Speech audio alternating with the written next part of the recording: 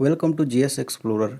देखिए हम लोग इसमें देखेंगे जो इजराइल और फिलिस्तीन के बीच में जो युद्ध चल रहा था। युद्ध जो है ख़त्म हो चुका है, युद्ध विराम हो चुका है। ठीक है, तो ये जो युद्ध है, ये जो लड़ाई चल रहा था, ये क्यों हो रहा था और किस प्रकार से युद्ध विराम हुआ।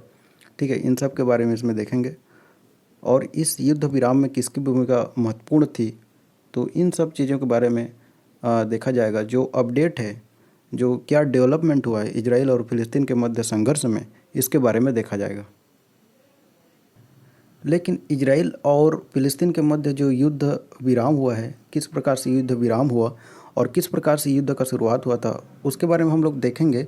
लेकिन उससे पहले ये जान लें कि इजराइल और फिलिस्तीन के बीच में जो ज़मीनी सिचुएशन है, जो ज़मीनी स्थिति है, वो कैसा है। ठीक है, अब फ़लस्तीन है, वो किस प्रकार से अपना जो लैंड है वो लॉस किया है, खोया है 1947 से लेकर अब तक, उसको थोड़ा सा देख लेते हैं। ठीक है, यहाँ पर देखिए 1947 में स्थिति किस प्रकार से था।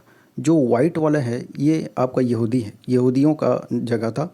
वाइट वाला जो दिख रहा है हिस्सा, यहाँ पर रहते थे यहूदी, ये यहूदियों का हिस्सा था, यहूदियों का ज़मीन था। और जो ग्रीन वाला लैंड दिख रहा है ये किसका था, फ़लस्तीन था। ठीक है, तो एक प्रकार से मान लीजिए कि ये पूरा इलाका जो है फ़लस्तीन ही था। ठीक है, किस प्रकार से धीरे धीरे ये खोया, ये आगे देखते हैं। 1947 में फिर क्या हुआ, पार्टीशन हुआ फ़लस्तीन और इजराइल के मध्य। ठीक है, आप देखिए यहाँ पर जो वाइट दिख रहा है ये इजराइल है और ये जो ग्रीन है ये क्या है, फ़लस्तीन है। और यहाँ पर 1947 में जब पार्टीशन हुआ इजराइल और फ़लस्तीन के मध्य, तो ये जो वाइट दिख रहा है ये क्या हो, इजराइल है। और ये जो ग्रीन लैंड है, ये ग्रीन लैंड जो दिख रहा है ये क्या है, फ़लस्तीन है। ठीक है, तो जिस प्रकार से भारत और पाकिस्तान का विभाजन हुआ था 1947 में, उसी प्रकार से इजराइल और फ़लस्तीन के मध्य विभाजन किया गया। यूनाइटेड नेशन ने फिर यहाँ पर आप एक चीज़ देखें, यहाँ पर जो पीला कलर का दिख रहा है, ये जो पीला कलर का दिख रहा है ये आपका जेरूसलम है। मैं इसको आपको बड़ा करके दिखा देता हूँ थोड़ा सा। ये जो पीला कलर का दिख रहा है ये क्या है, ये आपका जेरूसलम है। ठीक है, और इस जेरूसलम एक कॉन्फ्लिक्ट, मतलब एक विवादित इलाका है और इसको यूनाइटेड नेशन ने अपने अधिकार में रखा है। इस पर जो भी प्रशासन है वो किसका है, यूनाइटेड नेशन का है, न तो इजराइल का है न तो फ़लस्तीन का है। ठीक है, उसके बाद आते हैं 1949 से 1967 में। इसमें भी देखेंगे आपका इजराइल और फ़लस्तीन के बीच में युद्ध चलता है। ठीक है, और ध्यान रखें कि इस बीच में खासकर ध्यान रखेंगे 1967 को। 1967 में आपका इजराइल और अरब देशों के मध्य क्या चलता है, युद्ध चलता है। ठीक है, और इस युद्ध में इजराइल का जीत होता है। और जब भी इजराइल जीतता है युद्ध में, तो कुछ न कुछ ज़मीन जो है अपने कब्जे में ले लेता है। ठीक है, तो यहाँ पर 1967 में जब युद्ध जीता तो इजराइल ने फ़लस्तीन का ये वाला इलाका फिर से ले लिया। ठीक है, यहाँ पर देख सकते हैं, और उसके बाद ये वाला इलाका ले लिया। ठीक है, तो यहाँ पर भी इजराइल का कब्जा हो गया। ठीक है, तो इस प्रकार से इजराइल जो है 1949 से 1967, इसमें आप देखेंगे तो इजराइल जो है इतना बड़ा हो गया इसका इलाका। अब यहाँ पर फ़लस्तीन का लैंड क्या है, जो ग्रीन दिख रहा है ये क्या है, फ़लस्तीन का लैंड है। ये फ़लस्तीन है और ये भी फ़लस्तीन है। इसको बोलते हैं गाज़ा पट्टी। क्या बोलते हैं इसको, गाज़ा पट्टी। तो गाज़ा पट्टी भी क्या है, फ़लस्तीन ही है। ठीक है, उसके बाद आते हैं आज प्रेजेंट में आते हैं। तो आज के डेट में वर्तमान स्थिति में क्या है यहाँ पर। ठीक है, वर्तमान स्थिति में देखोगे तो इजराइल, देखिए इजराइल, ये जो पूरा वाइट वाला पार्ट, ये पूरा इजराइल है। ठीक है, और आपका फ़लस्तीन, ये जो फ़लस्तीन दिख रहा है, जो ग्रीन कलर का हल्का हल्का दिख रहा है, ये फ़लस्तीन है। और ये गाज़ा पट्टी भी क्या है, फ़लस्तीन है। ठीक है, फ़लस्तीन का हिस्सा है। ठीक है, और इस गाज़ा पट्टी में हमास नाम का एक चरमपंथी आपका टेररिस्ट रहता है, ये इसको याद रखेंगे। ठीक है,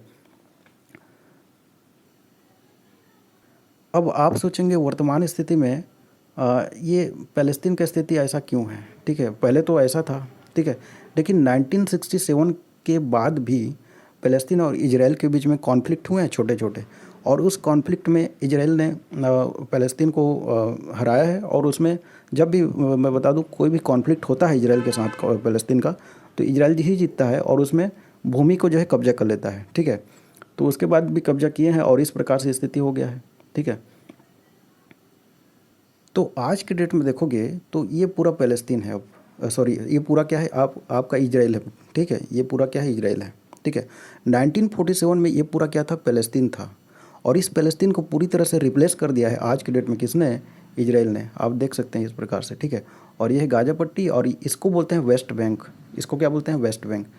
ये है आपका गाज़ा पट्टी, ये फ़लस्तीन है और इसको बोलते हैं वेस्ट बैंक बोलते हैं, ठीक है।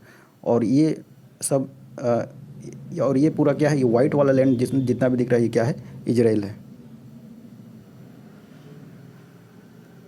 अब समझते हैं युद्ध का कारण क्या था और युद्ध जो विराम हुआ है वो किस प्रकार से हुआ है, इसके बारे में आगे देखते हैं। देखिए 1967 में जब इजराइल और अरब देशों के मध्य युद्ध हुआ तो इस युद्ध में इजराइल का जीत होता है और इजराइल पूर्वी यरूशलेम को अपने नियंत्रण में ले लेता है, ठीक है। और इस पूरे शहर को अपनी राजधानी मानता है, ठीक है। और यहाँ पर फ़िलिस्तीन भी यरूशलेम को अपना राजधानी मानता है।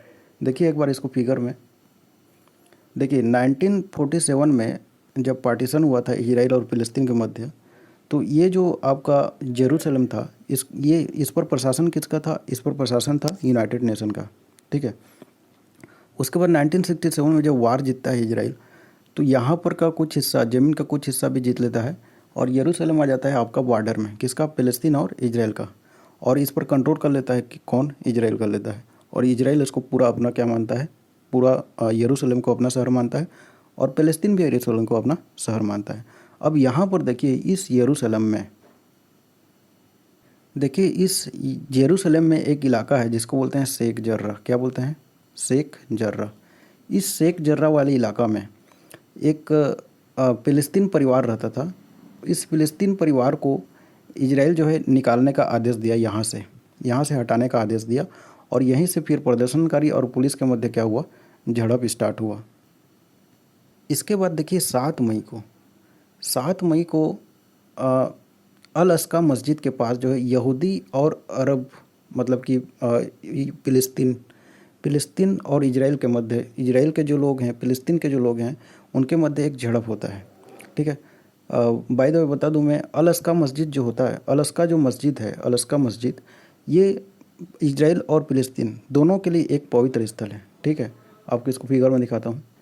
यह है अल अस्का मस्जिद और ये दोनों के लिए पवित्र स्थल है, इजराइल और फ़िलिस्तीन दोनों के लिए, ठीक है। और यहाँ पर कॉन्फ्लिक्ट स्टार्ट हुआ था 7 मई को इजराइल और फ़िलिस्तीन के मध्य। देखिए इस अल अस्का मस्जिद विवाद के बाद आपका 7 मई के बाद आपका 2 दिन बाद, ठीक है, 10 मई को फिर आपका इजराइल और फ़िलिस्तीन के मध्य जो है युद्ध शुरू हो गया, लड़ाई शुरू हो गया, ठीक है। फ़िलिस्तीन, खासकर फ़िलिस्तीन बोलता हूँ तो वेस्ट बैंक वाला इलाकों को मत ध्यान रखना। फ़िलिस्तीन में जो गाज़ा पट्टी है, गाज़ा पट्टी में एक आतंकवादी संगठन रहता है जिसको बोलते हैं हमास, ठीक है। तो हमास और इजराइल के मध्य जो है हमले शुरू हो गए एक दूसरे पर, ठीक है।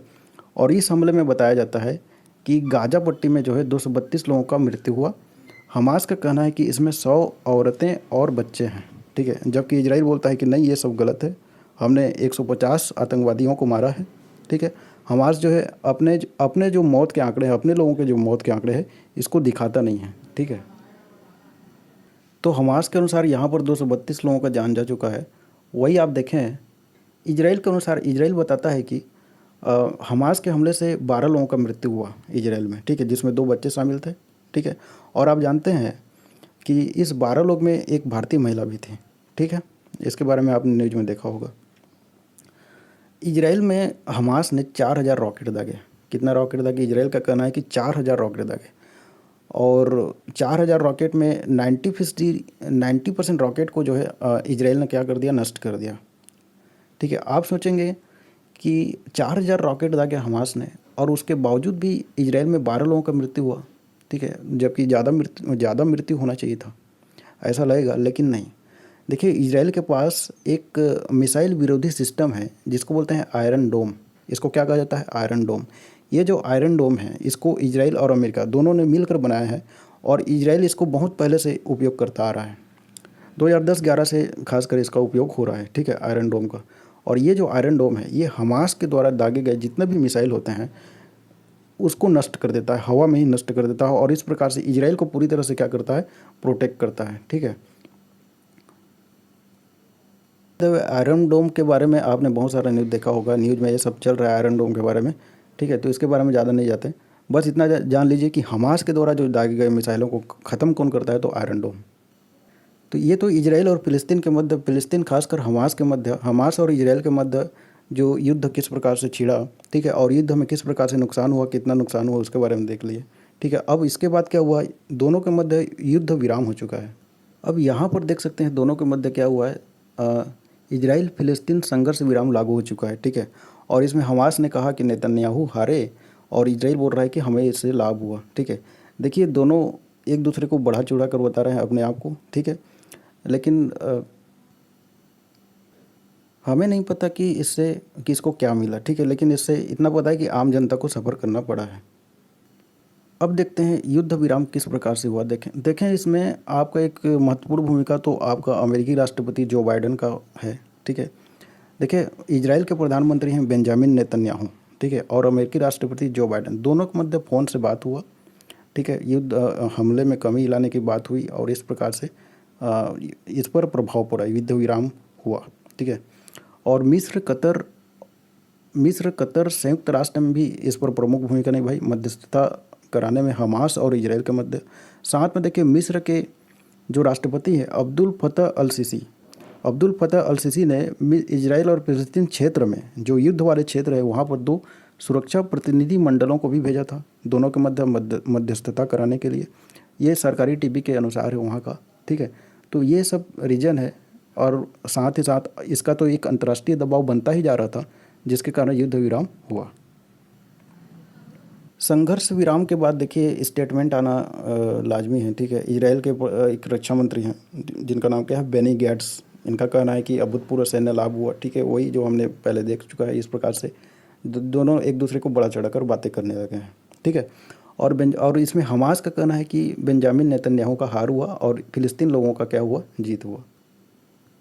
बाय द वे आपको एक चीज़ और बता दूं कि अल अक्सा मस्जिद को लेकर यूनेस्को के कार्य समिति ने एक प्रस्ताव पारित भी कर रखा है, जिसमें यह कहा गया है कि यहूदियों का कोई अधिकार नहीं है अल अक्सा मस्जिद पर, इस पर अधिकार है मुसलमानों का।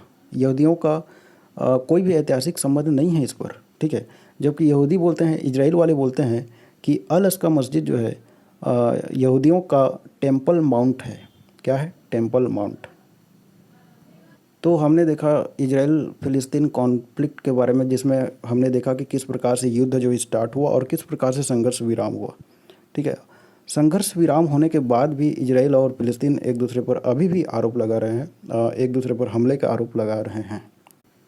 सो ठीक है, थैंक्स फॉर वॉचिंग, मिलते हैं नेक्स्ट वीडियो में।